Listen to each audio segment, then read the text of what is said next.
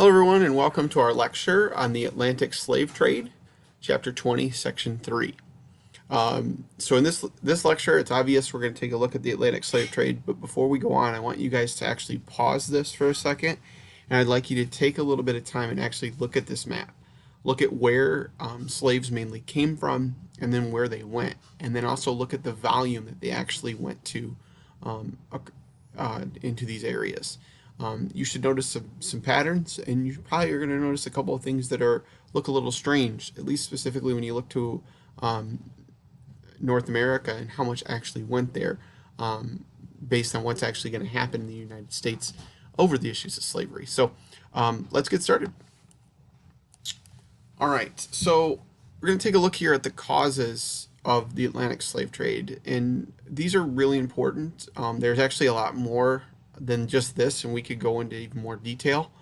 But let's just kind of look at some of the basics. So slavery has existed really since the beginning of time within societies in a variety of forms and so forth. But one thing we've actually already talked about slavery in this course, in particular when we talked about Islam. And when you see Islam rising across the Middle East and North Africa and down the East African coast, that correlates with an expansion in slavery.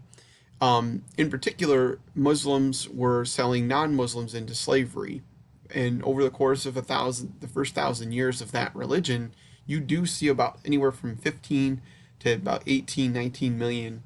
I know it says 17 million on your screen, but they've updated those numbers. That are people that are actually sold into slavery. But here's the difference, though, at least in causes of slavery in Africa with this particular instance we're talking about with Islam, is that slaves in this case actually had some legal rights, and in a lot of cases, could actually go or move up in society, or even earn their freedom. So you have slaves that actually own property while they're slaves. You have some that are government administrators. Some even become generals and lead thousands of troops on the battlefield. So there's a lot of differences there in terms of this form of slavery that develops in Africa versus what we're going to talk about developing in the Americas. All right, so now there's a demand for slaves, and primarily the demand for slaves coming out of Africa comes from the colonization of the Americas. And with the diseases that are transferred in the Columbian Exchange, you see the deaths of Native Americans. In some cases, up to 90% of Native Americans died because of the connection with Europeans, particularly because of diseases. And as the Europeans start to colonize and start to take things out of the Americas, such as gold and silver and tobacco and cotton, they need labor. And because the Native Americans are dying off, and this is very harsh labor, they need a source of it. And where do they get the source of it? They get it from Africa. And because the Europeans aren't going to do it themselves. So here are the advantages of why Africans were enslaved. And these are very important. So you guys actually need to star these. Make sure you understand that these are the keys here. Africans were wanted for slave labor because, one, they had exposure to European diseases, so they weren't going to get affected by diseases like Native Americans. Two, they had experience in similar forms of farming and mining techniques, particularly in plantation work, because it was something, sorry about that, guys, my phone buzzed. It was something having to deal with, plantation work was something they're familiar with. Next, Africans are unfamiliar with the land, so versus Native Americans who were familiar with the land and could easily run away and hide and go different places, Africans couldn't. They were very unfamiliar with it. And then lastly, their skin color. They're black. That skin color tells you exactly where they're from. They stand out. So therefore, you know that that person is a slave. And it makes it a lot easier to keep them control or get them back. So all this demand leads to the Atlantic slave trade. Now the beginners of the slave trade, or at least the ones that really have it take off, are Spain and Portugal. They lead the way. In particular in Portugal, because when the Portuguese established colonies in Brazil, they start up sugar plantations, and sugar becomes a high demanded good. and it's very, very um, labor intensive. And then the climates and working conditions in Brazil meant that you needed that labor, and it was coming from Africa.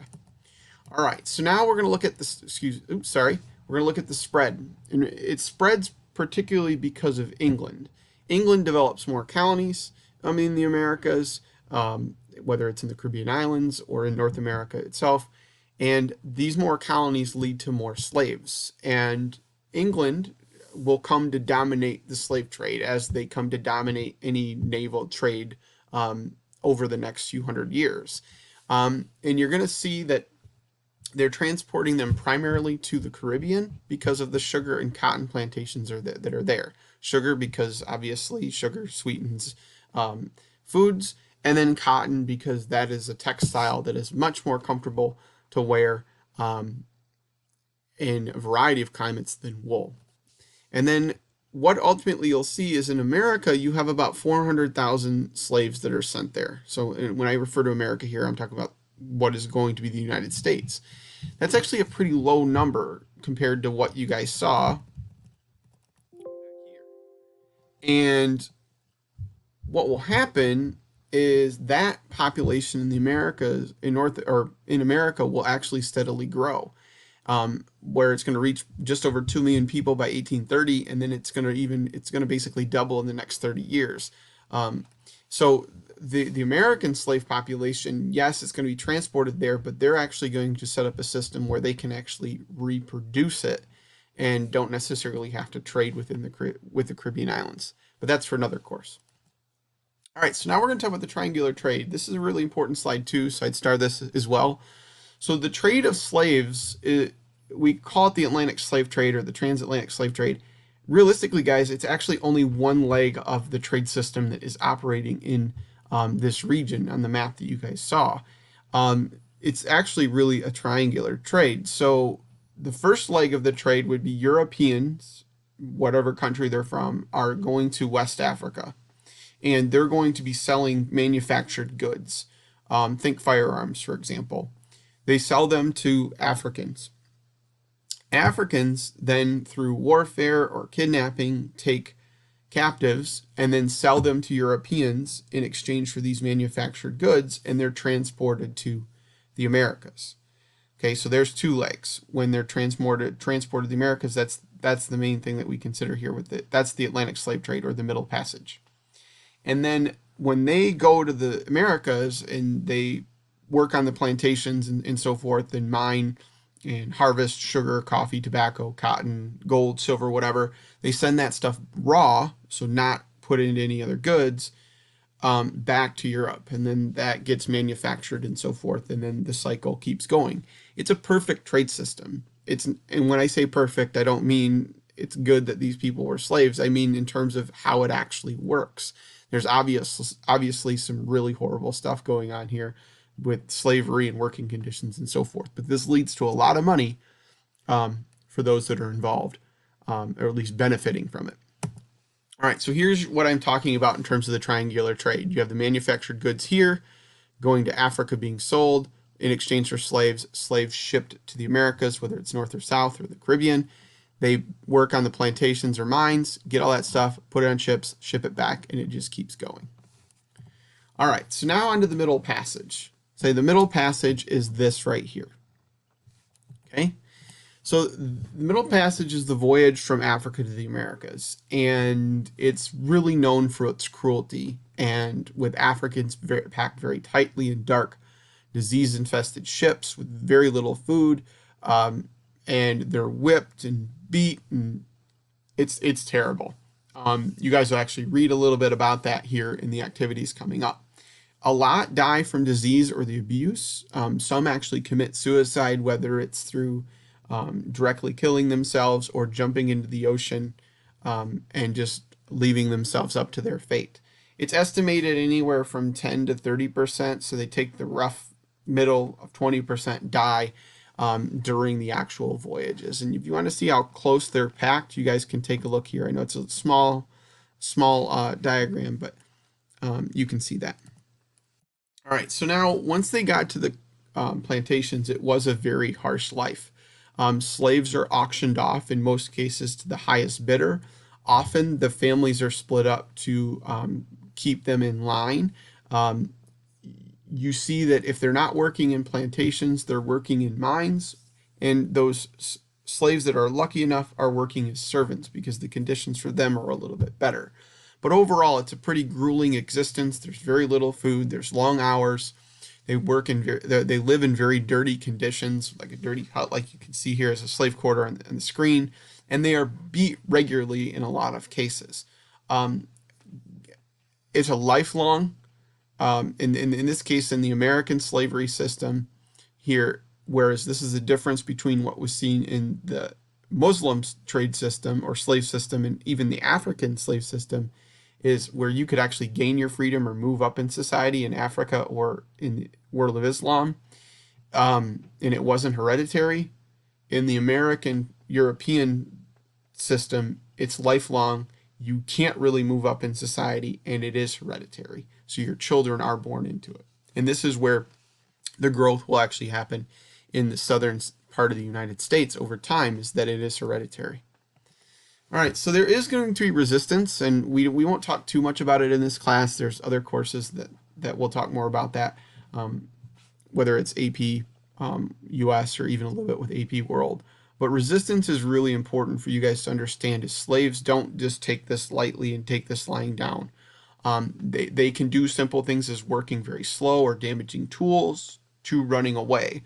But there are rebellions that do take place. They become more frequent as time passes, as they get, face stricter or worse conditions, or just the fact that you see more slaves coming in and so forth. But again, there's some really big ones in the Americas that we won't even talk about here for this course. That's reserved for AP US. But two important ones that do happen during the period of concern with the early part of slavery, at least in this course, are the Stonewall Rebellion that happens in South Carolina, and in particular the biggest one being the Haitian Revolution that ends in 1804. It actually starts a little bit earlier, but they kind of consider 1803, 1804. The reason why the Haitian Revolution is important is because it actually becomes the first and actually the only successful slave revolt in history. They revolt and establish their own country, and we know it as Haiti today. Now, how do slaves cope with this life? Well, there's actually a cultural aspect that gets created, and you guys actually know a lot of this stuff. You just might not know it actually comes from slavery. Is there's songs and stories that are developed to keep their own culture alive, whether it's the culture they develop together across many different peoples from Africa on the plantations, or it's their culture from back in their homelands in Africa. All right, so there's some consequences of the Atlantic slave trade, and I want you guys to star this slide as well, because this is like your effects. So Africa, you see cultures lose generations of able young people, particularly men and young men.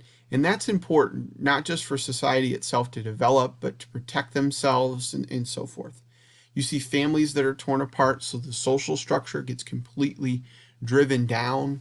And this will actually be a wide-ranging consequence, these first two, when the Europeans actually start to open up with the age of imperialism and colonialism to take over Africa later, or at least get into the interior part of Africa. That'll be an issue that this will play out later on as well. And then you have guns introduced to the continent. So you have a violent piece of technology that, again, will kind of help rip this society apart. And really, Africa does not benefit in any way from the slave trade. They only really suffer negatives. Now, in the Americas, it's a little bit different. There are benefits in America, whether it's the actual economic value of it, but and the colonies becoming profitable and surviving and expanding and all this stuff. But the other part of it is that you actually have a new culture that's created. So this is a positive. Even though it's born out of a negative, you do have new cultural traits that are created all across the Americas, whether it's in South America, the Caribbean, in North America, and they're different regionally too.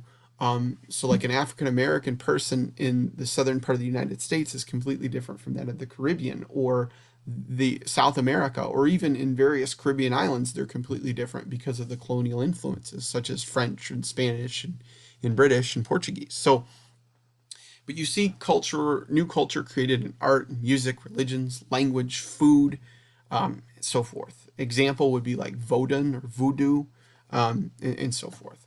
And then the populations of the United States, Brazil, and the Caribbean are forever changed. And I want you guys to actually take a look at the picture of the three athletes that are on the screen, because they actually are a representation of each of those places, the United States, Brazil, and Caribbean, of this influence from or impact of the Atlantic slave trade. You have on the right, we have Michael Jordan, as you guys all, he's probably the only one you guys know, but he's an African American. Okay. You have in the middle, Leandro Barbosa. He is an African American, but of Brazilian descent. He's from Brazil. And then you have Fernando Rodney, a former pitcher for the Tigers. He is from the Dominican Republic, an island in the Caribbean. And their ancestors were all brought to this country because of the slave trade, but they are part of the population now.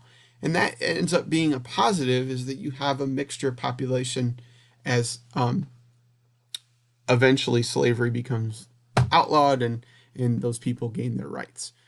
So those are the consequences. And that's all I have for you guys here in this lecture. I hope you guys enjoyed it. There's a lot more you can look into and learn about the slave trade, but I'll see you in the next one.